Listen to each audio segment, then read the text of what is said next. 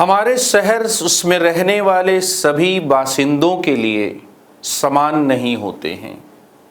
शहरों में झुग्गी झोपड़ी होती है या स्लम होते हैं और शहरों के फुटपाथों पर बहुत से लोगों की ज़िंदगी गुजर जाती है। सड़कों के बीचों बीच छूटी जगहों पर सोने वाले बेघर लोग भी होते हैं और शहरों में अस्थायी तौर पर आने वाले माइग्रेंट भी होते हैं। लेकिन जो शहरी स्पेस होता है वो सबके लिए, इन सब के लिए, जो फुटपाथ पर सोते हैं, जो सड़कों के बीचों बीच सोते हैं, जो बाहर से लोग माइग्रेंट जो आते हैं, वो शहरी स्पेस सभी के लिए एक समान नहीं होता। शहर को अनअधिकृत कॉलोनियों और अधिकृत कॉलोनियों, अनएथोराइज कॉलोनीज और एथोराइज कॉलोनीज के बीच में बांट दिया जाता है। झुग्गी झोपड़ी या स्लम जो है वो अनअधिकृत कॉलोनी है और अनअधिकृत जो कॉलोनी होती है उसमें न तो पानी, न तो बिजली, सड़क, सीवर जैसी ढांचागत सुविधाएं मंजूर की जाती हैं और न ही शिक्षा व स्वास्थ्य जैसी सामाजिक सुविधाएं। दूसरी तरफ शहरों की अधिकृत कॉलोनियां होती हैं जिनमें रहने वाले बाशिंदों को लीगल सिटीजन मानकर सभी सुविधाएं दी जाती हैं। इस तरह शहर सभी बाशिंदों के लिए, ऑल इनहैबिटेंट्स के लिए नहीं होते, बल्कि वैध नागरिकों के लिए एक स्पेस बनकर, एक सार्वजनिक स्थान बनकर रह जाते हैं। और इसलिए जावेद अख्तर साहब की एक कलेक्शन है तरकस, उसमें पंक्तियां हैं कि ऊंची इमारतों से मका मेरा घिर गया, कुछ लोग मेरे हिस्से का सूरज भी खा गए। तो ये जो शहरों की जो स्थिति है, शहरों का जो बंटवारा है, जब वो ऑथराइज और अनऑथराइज कॉलोनी के रूप में फैली, दर्जनों किलोमीटर दूर एक फैली पसरी एक मानव बस्ती के रूप में होता है, तो एक बहुत ही तकलीफदेह सवाल पैदा होता है कि शहर क्या केवल कानूनी तौर पर पहचाने जा सकने वाले नागरिकों के लिए, लीगली रिकॉग्नाइज्ड सिटीजन्स के लिए ही होने चाहिए, या शहरों को सभी बासिंदों के लिए होना चाहिए, सिटी फॉर ऑल होना चाहिए या सिटी फॉर फ्यू सिटीजन्स? ये एक सवाल कह उठा। इस तकलीफदेह सवाल का जवाब खोजने की कोशिश 17 से 20 अक्टूबर 2016 को इक्वेडोर की राजधानी क्विटो में आयोजित हैबिटाट 3 के सम्मेलन में हुई। ये क्विटो जापान के क्वेटो से अलग है। हैबिटाट 3 जो था वह यूनाइटेड नेशंस, संयुक्त राष्ट्र संघ का conference on housing and sustainable urban development पर एक तीसरा सम्मेलन था। और हैबिटाट 3 के पहले जाहिर सी बात है कि हैबिटाट 2 और हैबिटाट 1 भी हुआ होगा। इन सम्मेलनों का सिलसिला, जो शहरी बस्तियों पर जो सम्मेलन था, जो शहर पर पॉलिसीज हैं उन पर जो सम्मेलनों का सिलसिला जो शुरू हुआ, वो 1976 के कनाडा के वैंकूवर से शुरू हुआ। 1976 में कनाडा के वैंकूवर में हैबिटाट 1 आयोजित हुआ। 1996 में तुर्की की राजधानी इस्तांबुल में हैबिटाट 2 का आयोजन हुआ और 17 से 20 अक्टूबर 2016 में इक्वेडोर की राजधानी क्विटो में हैबिटाट 3 जो आयोजित हुआ, उसमें न्यू अर्बन एजेंडा के तहत राइट टू सिटी, शहर के अधिकार को पेश किया गया। यह भी एक अधिकार संबंधी मुद्दे का सवाल है, लेकिन इसमें किसी पहले से जाने पहचाने अधिकार पर प्रश्न यूपीएससी ने नहीं पूछा। दरअसल इसमें एक बहस जो चल रही है उस पर सवाल पूछा गया। शहर का जो अधिकार है वो अपने आप में कुछ बहुत ही अनूठी किस्म की विशेषताएं रखता है।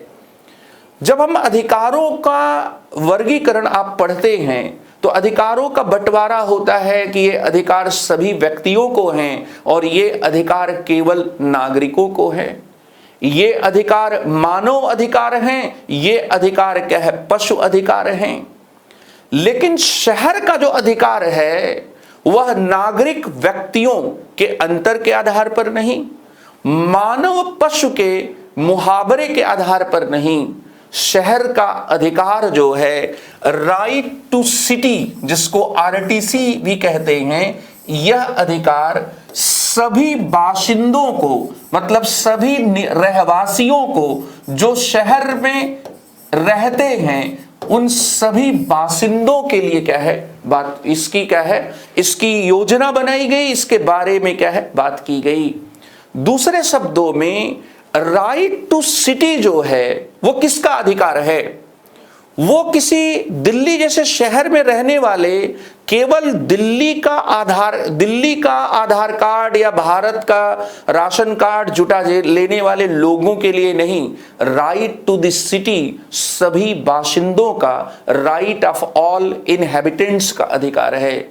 और ये चाहे कोई स्थायी तौर पर रह रहा हो, बस चुका हो, या ये अस्थायी तौर पर, टेम्पोररी तौर पर रह रहा हो, इससे कोई फर्क नहीं पड़ता। सभी बासिंदों के अधिकार का मतलब है कि स्थायी निवासियों को भी ये अधिकार है, और स्थायी निवासियों के साथ साथ ये जो अस्थायी तौर पर आने वाले जो प्रवासी हैं, उन प्रवासियों के लिए भी अधिकार है। यह वर्तमान के जो लोग हैं उनके लिए भी अधिकार है, और भविष्य के लोगों के लिए भी क्या है, अधिकार है।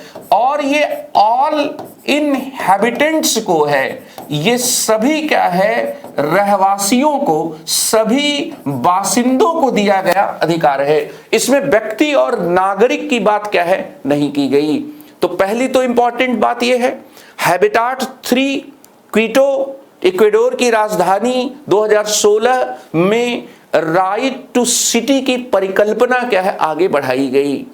दरअसल इस परिकल्पना को आगे बढ़ाने की प्रेरणा 1968 के एक फ्रेंच विचारक थे, उनके विचारों पर क्या है, आधारित थी। लेकिन अभी आप ये समझें कि यह अधिकार जो है वह केवल सभी बासिंदों का, शहर का अधिकार है तो केवल शहर तक सीमित नहीं है। शहर का अधिकार गांवों और दूसरी मानव बस्तियों के लोगों के लिए भी ये अधिकार क्या है, मतलब ये अधिकार केवल और केवल शहर के सभी बासिंदों या शहरी मानव बस्तियों तक की इस अधिकार की प्राकल्पना नहीं की गई है, वह सभी जगहों के लिए है। गांव में भी जो लोग हैं, जो बासिंदे हैं, उनके लिए भी है। शहरों और गांवों में रहने वाले सभी बासिंदों को इस अधिकार के तहत स्थानों को इस्तेमाल करने का अधिकार, स्थानों को ऑक्युपाई करने का अधिकार, अपनी आवश्यकता के अनुसार स्थानों को अपनी आवश्यकता के अनुसार फिर से बनाने का अधिकार, इसके साथ ही शासन करने का अधिकार और आनंद उठाने का अधिकार भी इसमें क्या है, शामिल है। तो इसका मतलब कि जो शहर का अधिकार है, इस शहर के अधिकार के बारे में क्या क्या बातें आपको बताई गई। एक बात तो ये बताई गई कि इस अधिकार की शुरुआत 2016 में जो हैबिटाट 3 आयोजित हुआ था, इस हैबिटाट 3 में जो इक्वेडोर की राजधानी क्विटो में हुआ था, वहां से इस अधिकार की प्राकल्पना को बहस के लिए क्या आगे बढ़ाया गया। नंबर 1 बात। दूसरी बात यहां पर आपको यह बताई गई कि यह सभी बाशिंदों को दिया जाने वाला अधिकार है। एक शहर में जितने भी लोग रह रहे हैं उन सभी के लिए है। वहां पर नागरिकों और कागज पत्र रखने वाले लोगों, इन सब के संदर्भ में क्या है, कोई अंतर क्या है, नहीं। तो सभी बासिंदों, तो अधिकार के लाभार्थी जो हैं वो सभी हैं, इसमें किसी को सीमित नहीं किया गया है। इसमें कौन कौन से अधिकार क्या है शामिल हैं और इन अधिकारों का मतलब और मायने क्या निकलता है, तो इसमें यहां पर शहर के स्थान का इस्तेमाल करने का राइट टू यूज, शहर के स्थान का इस्तेमाल करने का जो अधिकार है वह अधिकार इसमें शामिल है। इसके साथ ही राइट टू ऑक्यूपाई, किसी भी शहरी स्थान को छेकने, घेरने, इन सब का अधिकार है। किसान आंदोलन में आपने जाना होगा, देखा होगा कि ओवर ब्रिज पर ही किसान आंदोलन के जो लोग थे वो बैठ गए। तो राइट टू ऑक्यूपाई तो बाद में इंटरनेशनल लेवल पर आएगा। भारत में दिल्ली में तो पहले ही क्या है, किसान आंदोलन, उसके पहले नागरिकता जो संशोधन अधिनियम 2019 के विरोध में जो आंदोलन था वहां पर, तो राइट टू ऑक्यूपाई, फिर इसके साथ ही यहां पर राइट टू यूज, ये शहर के अधिकार के अंतर्गत है। फिर राइट टू प्रोड्यूस, कि किसी जगह को अपनी आवश्यकता के अनुसार फिर से बनाने का अधिकार है। राइट टू गवर्न का अधिकार इसमें शामिल है। राइट टू गवर्न का जो अधिकार है यह शामिल है।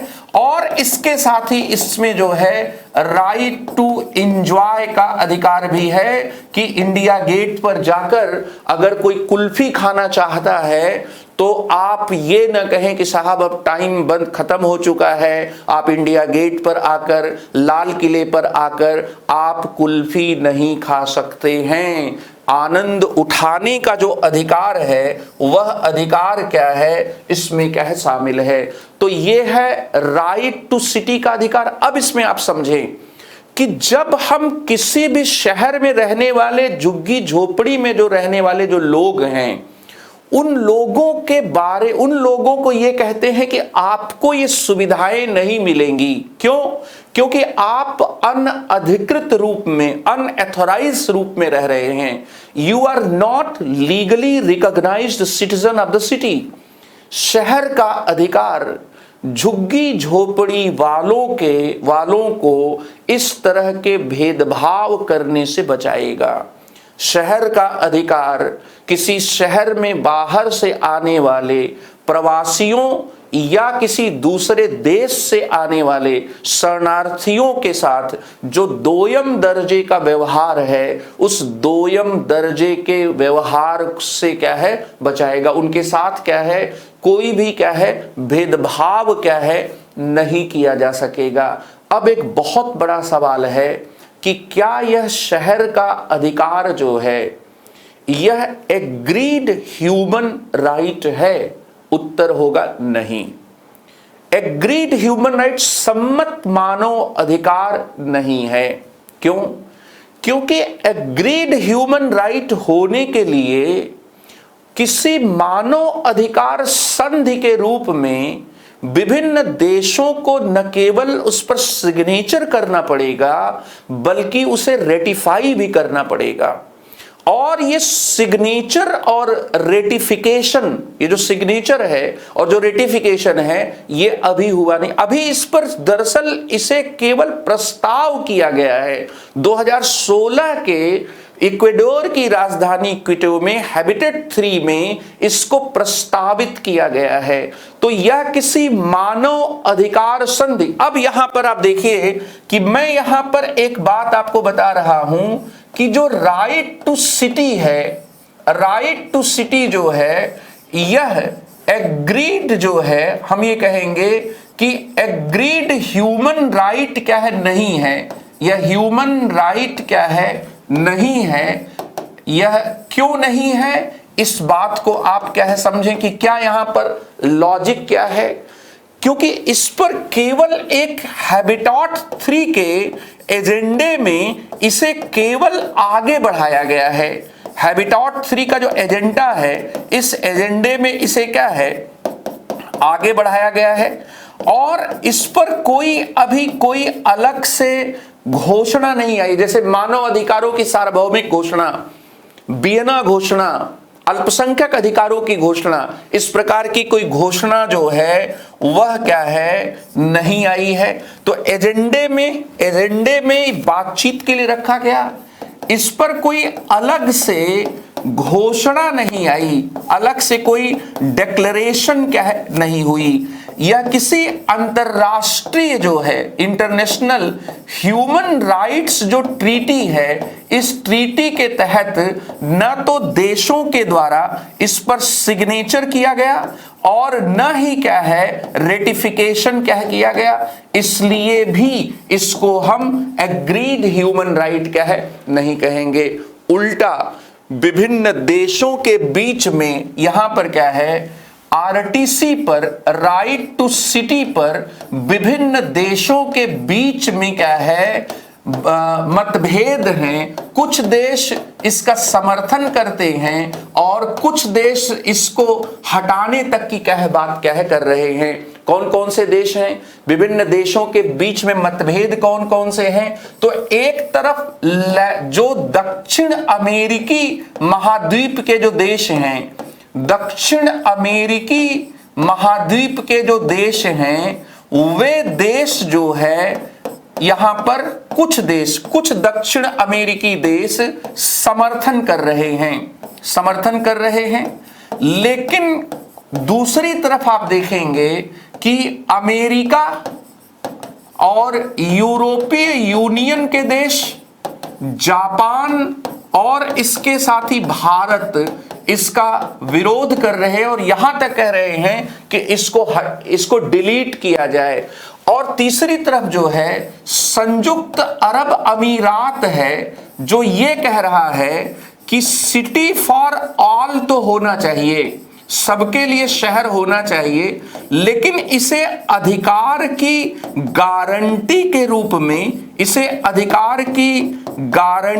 रूप में स्वीकार नहीं किया जाना चाहिए। तो अधिकार की गारंटी के रूप में नहीं, आप ऐसे क्या है एक सुविधा के रूप में क्या है दे सकते हैं। यहां एक सवाल उठता है कि भारत इसके लिए क्यों तैयार नहीं है? भारत जो है वह इसके लिए क्यों तैयार नहीं है?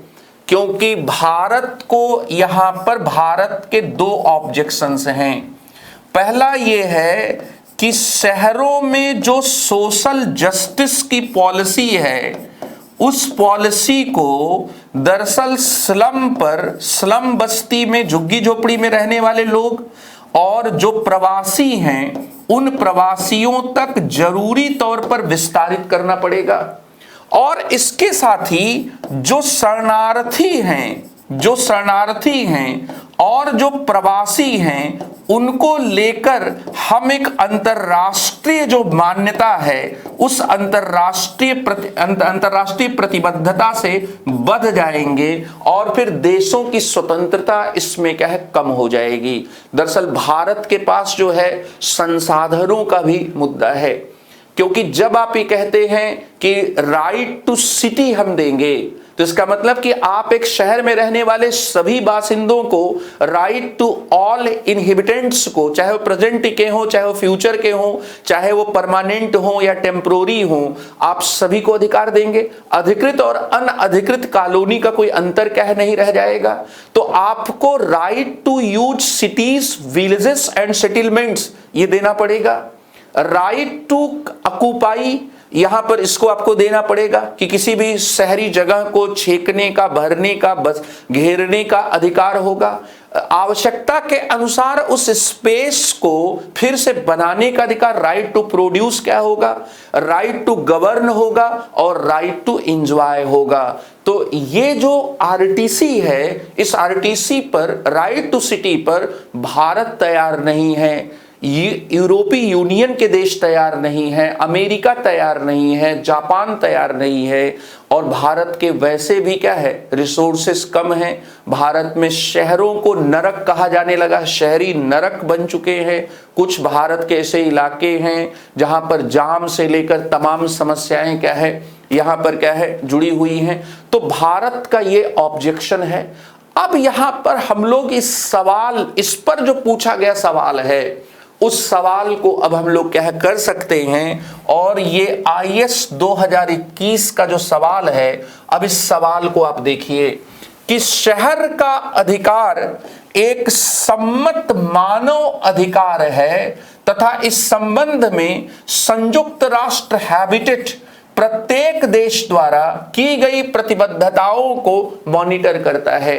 शहर का अधिकार एक सम्मत मानव अधिकार नहीं है। यह हैबिटेट 3 में, जो हैबिटेट 3 है, इस हैबिटेट 3 में क्या है, इसको स्वीकार किया गया, इसको आगे बढ़ाया गया। एक तरफ Brazil, Mexico, Chile, Argentina, Ecuador हैं जो राइट टू सिटी को बुनियादी मानव अधिकार के रूप में स्वीकार करने की पैरवी कर रहे हैं। दूसरी तरफ USA है, जापान है, यूनाइटेड स्टेट्स ऑफ अमेरिका है, जापान है, यूरोपीय यूनियन है, भारत है, जो इसका क्या है, विरोध कर रहे हैं। और तीसरी तरफ UAE है। तो सम्मत मानव अधिकार होने के लिए किसी इंटरनेशनल ह्यूमन राइट्स इंस्ट्रूमेंट के रूप में इसे अपनाया जाना जरूरी है। जैसे मानव अधिकारों की सार्वभौमिक घोषणा हुई 10 दिसंबर 1948 को, उसके बाद ICCPR और ICESCR, तो सिविल एंड पॉलिटिकल राइट्स आए, फिर सिविल एंड फिर इसके साथ इकोनॉमिक, सोशल, कल्चरल राइट्स को, और इन सब को देशों ने केवल और केवल सिग्नेचर ही नहीं किया, इनको रेटिफाई भी किया। फिर उसके बाद जो ह्यूमन राइट्स ट्रीटीज जो है अलग अलग आई, चाहे वो सीडा हो महिलाओं के संदर्भ में, या फिर इसी तरह से दूसरी जो संधियां हैं वह संधियां क्या आई। तो इसलिए ये शहर का अधिकार जो है वह एक सम्मत मानव अधिकार नहीं है, क्योंकि सम्मत मानव अधिकार होने के लिए सिर्फ हैबिटेट 3 की घोषणा में शामिल होना ही जरूरी नहीं है। अंतरराष्ट्रीय मान्यता क्या है मिलनी चाहिए, वह अंतरराष्ट्रीय मान्यता क्या है, नहीं है। दूसरी बात यहां पर कि जो हैबिटेट 3 था उसमें यह कहा गया कि जो पहले जो घोषणाएं की गई उन घोषणाओं को कैसे राज्यों के द्वारा लागू किया जा रहा है, इसको क्या है, मॉनिटर करना जरूरी है। तो यहां पर ये वाला जो पक्ष है, ये वाला पक्ष क्या है, बिल्कुल क्या है, सही है, ये वाला पक्ष बिल्कुल सही है। तो यहां पर लेकिन पहला वाला कथन जो इसका पार्ट है तथा से पहले, वो गलत है, तो पूरा कथन क्या हो जाएगा, गलत हो जाएगा। शहर का अधिकार शहर के प्रत्येक निवासी को शहरों में सार्वजनिक स्थानों को वापस लेने, अगर राइट टू ऑक्युपाई है और राइट टू प्रोड्यूस है, तो अब हम ये शहर के लोग डिसाइड करेंगे कि सार्वजनिक स्थानों का कैसे यूज करना है। तो राइट टू ऑक्युपाई और राइट टू प्रोड्यूस जो है वो राइट टू रिक्लेम की तरफ क्या ले जाता है। और इसके साथ ही कि हम रामलीला मैदान को या फिर हम इसी तरह से दिल्ली की किसी जगह को हम वहां पर सार्वजनिक स्थान को विरोध प्रदर्शन के रूप में नहीं चुनेंगे, हम किसी ओवर ब्रिज को चुन सकते हैं।